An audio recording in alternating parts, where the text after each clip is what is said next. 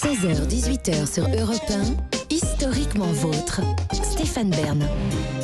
Chaque après-midi dans Historiquement Vôtre vient ce moment de l'émission où je ne contrôle plus rien. C'est Bern to be alive. J'espère que vous êtes prêts, j'espère que vous êtes prête, Clémentine. Parce qu'aujourd'hui, c'est un Bern to be alive un peu spécial. Les questions peuvent partir en sucette. Ah, on me dit que c'est le cas tous les jours. Bon, ça fait plaisir. Alors, jouons. On commence tranquillement avec Stéphane.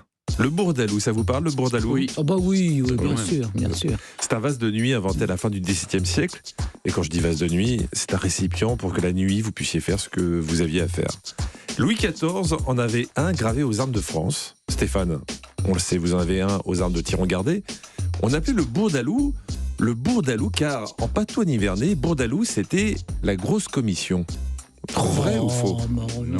On a fait toute une chronique. J'ai fait une chronique là-dessus. Oui, mais vous croyez qu'on Et l'a d'ailleurs, écouté, excusez-moi, hein? mais Louis XIV n'avait pas un bourdalou. Louis XIV avait un pot de chambre. Le bourdalou était réservé aux femmes pour exactement. pouvoir faire pipi pendant la messe. Voilà, exactement. Quand bourdalou faisait des sermons beaucoup trop longs et que tout le monde se Excusez-moi, c'est pas rasait. votre question, Clémentine, c'est la question de Stéphane. Mais j'aime bien ne lui répondre. mâchez pas trop le travail. J'aime bien répondre aux questions de Stéphane, c'est mes préférés.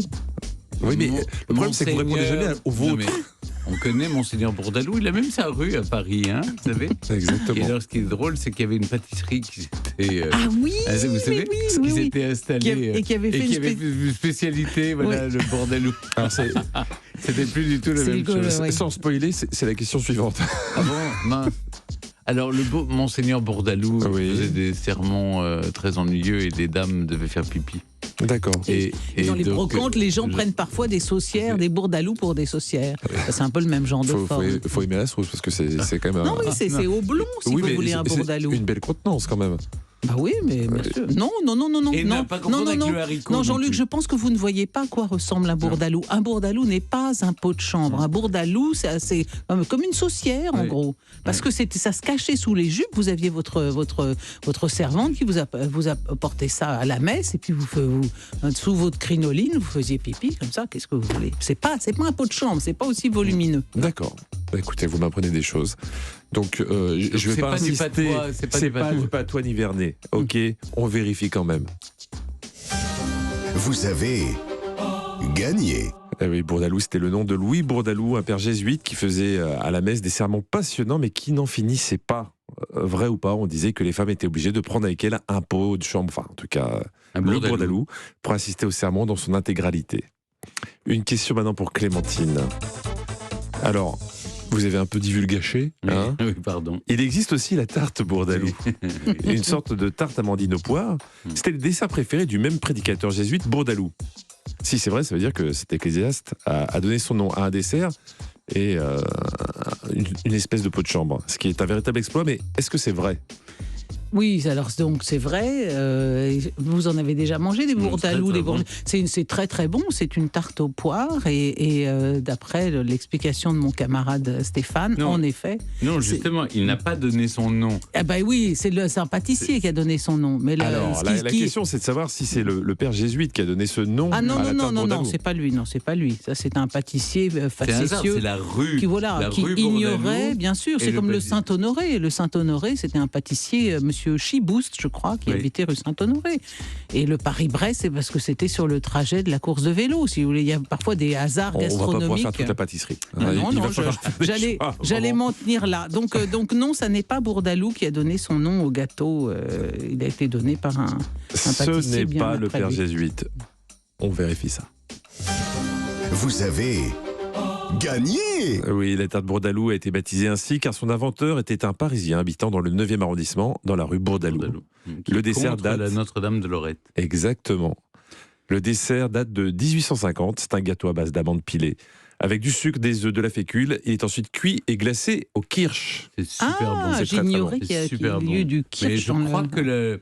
je crois que la pâtisserie a fermé. Ah Je zut. On peut en Oh. trouver des tartes Bourdalou ailleurs, hein. crois. C'est vrai? Oui, bien sûr. Ah bon. Je peux vous donner des adresses. Ah, volontiers, merci. Mais vous saviez qu'il y avait du kirsch? Vous saviez Non, ça? je ne savais pas. C'est vrai, non? Non, on ne demande pas la recette quand on achète Non, un gâteau, c'est vous ça. savez. C'est un petit secret Moi de oui, fabrication. moi oui. Puis Ah je oui. rebaptise les gâteaux qui ont des noms nuls. Écoutez, ils vont être contents. Une question pour Stéphane. J'ai envie de vous offrir une maxime de François de la Rochefoucauld. Très bien. Mhm. Il y a dans la jalousie plus d'amour-propre que d'amour. Bien sûr. C'est bien vu. Le célèbre marquis s'est déclaré dans ses écrits choqué par les mœurs anglaises. Pourquoi ? Eh bien, parce que tout en mangeant, on buvait du whisky. Vrai ou faux ? Est-ce que c'est ça qui a choqué François de La Rochefoucauld ? Je crois pas. Non. Non. Qu'est-ce qui a C'est pu le d'autres choses. choquer? Non, je crois pas. Vous ne croyez pas. Est-ce Non. que vous avez une idée de ce qui aurait pu le choquer ? Ce qui aurait pu le choquer, c'est que on parlait en mangeant. Peut-être qu'il n'y a pas la même façon de... Les hommes et les femmes étaient. Est-ce que c'est pas les mains sous la table, la serviette, les couverts, les la choses manière, comme ça? la manière de dresser la table est très différente en Angleterre et en France. Oui, mais là, il n'y a pas que ça. Il n'y a pas que ça. En tout cas, vous avez donné une réponse. On va la vérifier tout de suite. Vous avez encore gagné. Ah, c'est un sans faute. Il est très impressionnant. Non, c'est faux. C'était pour une autre raison. On est sur une thématique aujourd'hui. Le marquis de La Rochefoucauld a écrit être choqué car on permettait que les pots de chambre soient près de la table où l'on mangeait. Et que même pendant le repas, il n'était absolument pas gênant de faire ce qu'on avait à faire. D'accord, ah oui. C'est vraiment une thématique. Ouais. J'ai une mauvaise nouvelle pour vous, Clémentine. On sort des pots de chambre. Ah. On va parler d'autre chose. De The Eye of the Tiger, non? Exactement. Ah, Mais elle bien suit, ma c'est veine, magnifique. ça, moi, Alors, je ne sais pas si le 17e est votre siècle préféré, mais je vous propose que nous partions il y a 2,5 millions d'années. Comme ça, on sera tranquille. Je ne sais pas non plus si vous avez lu la série des Rahans. Oui. Oui. L'enfant des âges farouches. Le frère de ceux qui marchent debout. Oui. Voilà. Avec le fils de Krao. Avec son Exactement. coutelas. Mais justement, souvent, le fils de Krao combat des tigres à dents de sabre. Je vous confirme. Il y a en effet eu de gros tigres avec des énormes canines qui pouvaient faire jusqu'à 28 cm. Mais quel était le nom de ces gros chatons ? Des slimodons ? Des smilodons ? Ou des slimfast ? Bon, c'est pas des slim fast, donc il faut que je me décide entre slimodon Ou et smilodons ? smilodon et slimodon. Smilodon, smile, ça va. Smile de leur beau je dirais smile. Smilodon, moi, je dirais. Smilodon et slimodon. Parce que slimodon, slim, ça veut dire mince.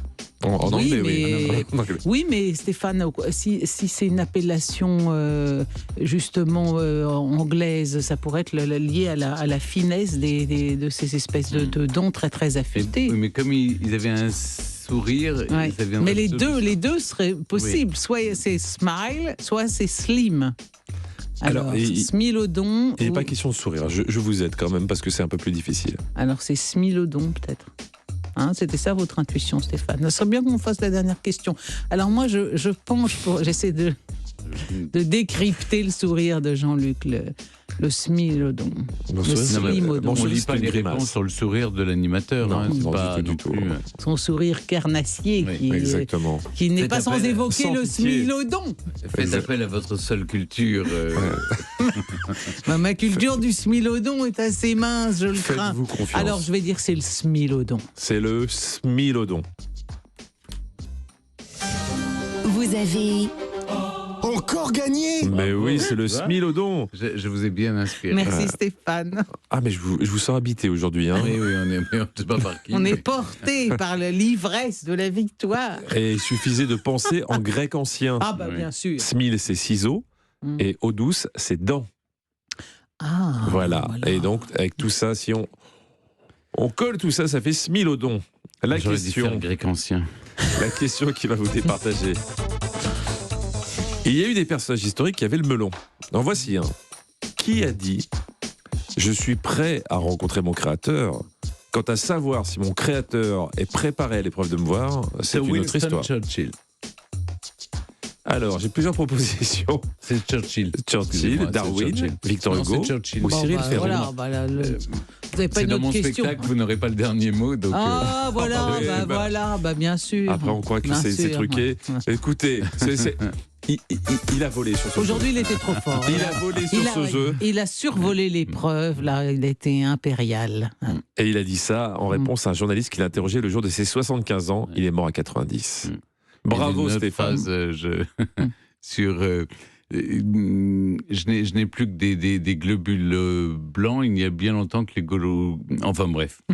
J'ai une autre Ça avait citation l'air bien parti. de Churchill, si vous voulez. Dommage. Il a dit aussi, un bon politicien est celui qui est capable de prédire l'avenir et qui, par la suite, est également capable d'expliquer pourquoi les choses ne sont pas passées comme il l'avait prédit. Eh oui. Oui. Mais il était très fort pour ça. Hein. Ouais, très fort, ouais. Ah non, le grand homme d'État. Félicitations. Bravo. Merci beaucoup de votre gentillesse.